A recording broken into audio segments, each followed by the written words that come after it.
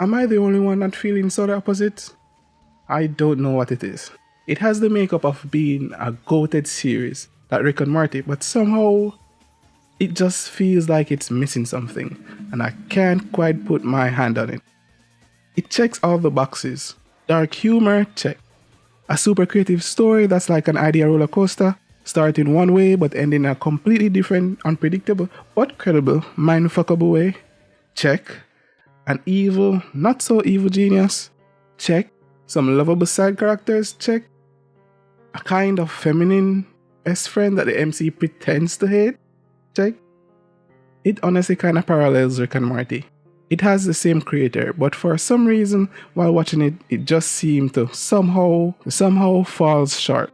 So the main story is that the Utopia planet Slurp was destroyed by an asteroid. In order to save the species, 100 adults, their replicants, and their pupa were sent into space to search for their new homes and uninhabited worlds to occupy. Our 4 strange alien friends happened to crash on the planet Earth, stranding them in an already overpopulated planet. Fun fact, all the humans on Earth, standing shoulder to shoulder, could fit in Texas, at least so I hear. So Carvo and Yumilat, the smart ones, only see the pollution, the consumerism, and the ugly truth of humanity. But Terry and Jesse love humans, their games, the TV, junk food, reality shows, and any other fun stuff. We find out that their main mission is to protect the pupa, a living supercomputer that will one day evolve into its true form, consuming them and terraforming the Earth. Our 4 main characters often go on a variety of different out-of-this-world and unpredictable adventures, kinda like Rick and Morty. From creating a miniaturized human society in Jesse's room by shrinking down random humans to trying to fit into the day-to-day human life, but always messing things up. And to what Rick and Morty has going on, Carvo and Terry kinda has the similar dynamic but flipped on its head. So instead of the dumb one, Marty in this case, seeking the approval and love from Rick, it's Carvo, the smart one, seeking approval, or should I say secretly wanted to be able to relax and be free like Terry, instead of focusing on the mission. Struggling day to day with being the leader, but also slacking off like everyone else.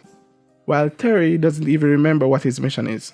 And I would even say Terry probably doesn't want to slack off, but his personality just doesn't allow him to do anything else. It's an interesting dynamic they have going on, and it's intriguing seeing them work together, but it still feels tiers below Rick and Morty.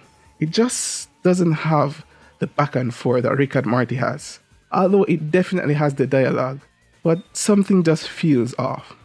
In season 1, I thought that with it being the first season, given enough time, their dynamic should become better and hopefully be as iconic as Rick and Morty.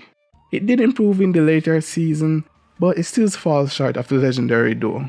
I can't stand here and say this is the reason it isn't good, or that is the reason the jokes and the banter in Solar Opposite just don't hit the same.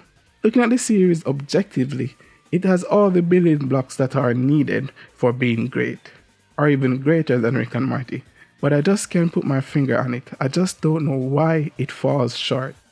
I'm guessing starting out, American Dad probably had the same issue, being compared to Family Guy, but American Dad has Steve and Roger, who are easily both S-tier characters, with amazing dialogue. But it's sad to say, in Solar Opposites, I find myself more interested in the miniature people trapped in Jesse's room and what they have going on than the main characters of the show.